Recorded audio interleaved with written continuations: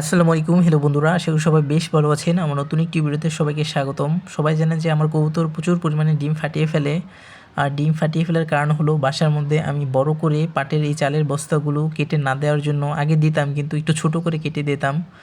তো এবার একটু বড় করে কেটে নিলাম। দেখুন কত বড়, একদম বাসা পর্যন্ত।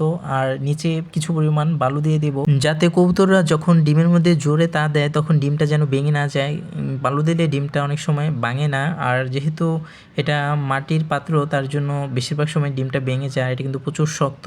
আর এখন আমি চালের বস্তাটা ডাবল পার্ট করে কেটে দেব। আগে তো এক পার্ট করে কেটে দিলাম, যার কারণে হালকা থাকতো, মানে বেশি ভারী থাকতো না। আর এখন এই বালুর উপর দিয়ে আমি এই চালের বস্তাগুলো ডাবল পার্ট করে কেটে নিয়েছি, যাতে ভারী থাকে আর এই অংশটুকুর মধ্যে নরম থাকে, এবং কবুতররা যেন জোরে তা দিলেও যেন ডিম যাতে ভেঙে না যায়। আর কবুতরের কাছে একটু বেশি ডিম বাচ্চা যখন করবে তখন কবুতরকে ডিস্টার্ব না করাই ভালো। আর তখন ভিডিও করাটা দূর থেকে ঠিক, কিন্তু কাছে গিয়ে বাচ্চা ধরে এরকম ভিডিও করাটা ঠিক হবে না। তো এই নিয়মগুলো ফলো করতে হবে। দেখি আরও আগে আমি যখন 1 বছর আগে কবুতর এনেছিলাম তখন এরকম বাচ্চা ধরে ভিডিও করতাম, তখন তো কোনো সমস্যা হতো না। এখন যেহেতু এই মাটির পাত্রের মধ্যে বড় করে ছালার অংশ বিছিয়ে না দেওয়ার কারণে ডিমগুলো ফাটিয়ে ফেলে। তো আমি একদম বাসাটা পরিপূর্ণ, হালকা একটু বাকি আছে, একদম পরিপূর্ণ বাসাটা ভরে এই চালের বস্তাটা দিয়ে দিছি। দেখি ডিম এবার পারলে কি হয়। আশা করি যে এবার ইনশাল্লাহ কিছু হবে না।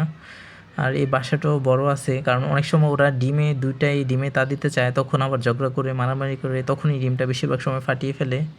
তো দেখুন আমি সবগুলোর বাসার মধ্যে দিয়ে দেবো এগুলা। আর আমার কবুতর এই খাঁচার মধ্যে একদম উপরে আছে এক জোড়া কবুতর, যারা কয়েকদিন আগে একটা বাচ্চা পাড়িয়ে মেরে ফেলছিল। তো সেই কবুতরগুলোর আমি একদম উপরে পাঠিয়ে দিছি, কারণ ওরা অনেকটা রাগী কবুতর।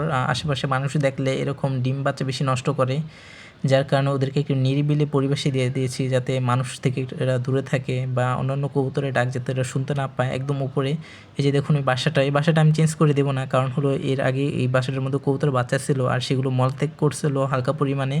তো সেই মলের কারণে এই বাসার কাপড়টা একদম লেগে আছে, আর সেটাকে আমি 2 দিন রোদে দিছিলাম। তো বাসাটার মধ্যে কোনো জীবাণু নেই, তো সেই বাসাটা একদম লেগে আছে যেহেতু। আর নরটা কিন্তু নতুন কোনো এই চালের বস্তা দিলে সেগুলো ঠোঁট দিয়ে উঠিয়ে ফেলে দেয়, যার কারণে ওইটা আর উঠাতে পারবে না। তো ওইটাই থাকবে, ওইটার মধ্যে ডিম করবে। আর ডিম পালে তখন আর আমি দূর থেকে ভিডিও করবো বা কাছে গিয়ে ধরবো না, তাহলে কোনো সমস্যা হবে না।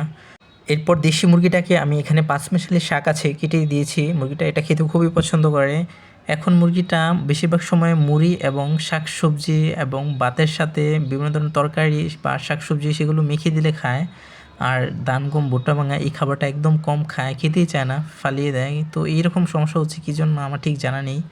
মুরগিটা কীরকম যেন খাবার ঠিকমতো খাচ্ছে না। তো এটা খুব শীঘ্রই মনে হচ্ছে ডিম পারতে পারে, যেহেতু প্রচুর পরিমাণে অনেক সময় 10টা-11টার দিকে মুরগিটা অনেক ডাকাডাকি করে খাবারের জন্য, খাবার দিলেও তেমনটা খেতে চায় না।